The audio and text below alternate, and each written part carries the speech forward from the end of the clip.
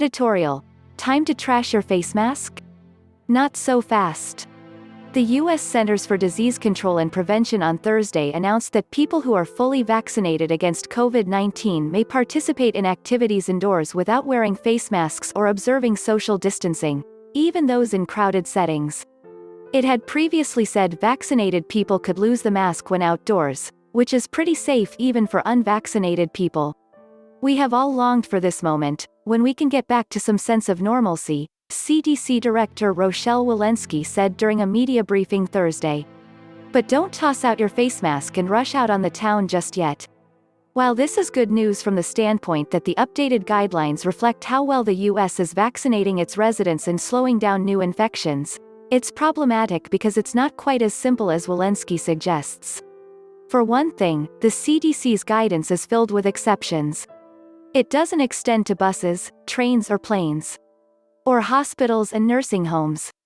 Or prisons, or homeless shelters, or businesses that require face coverings, or, well, you get the idea.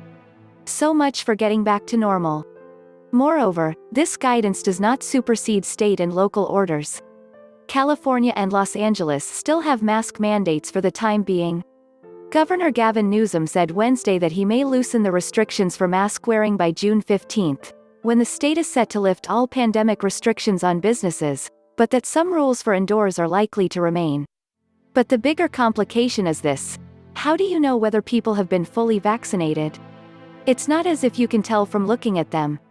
We might have had cool apps to tell us, but efforts to create vaccination certification programs got so bogged down in nasty partisan politics that some states have gone so far as to ban them.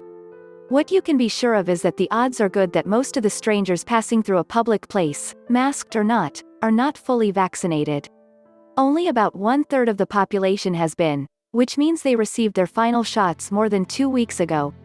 CDC officials no doubt intended to lift the spirits of pandemic-weary Americans as well as give vaccination foot draggers incentive to get their shots.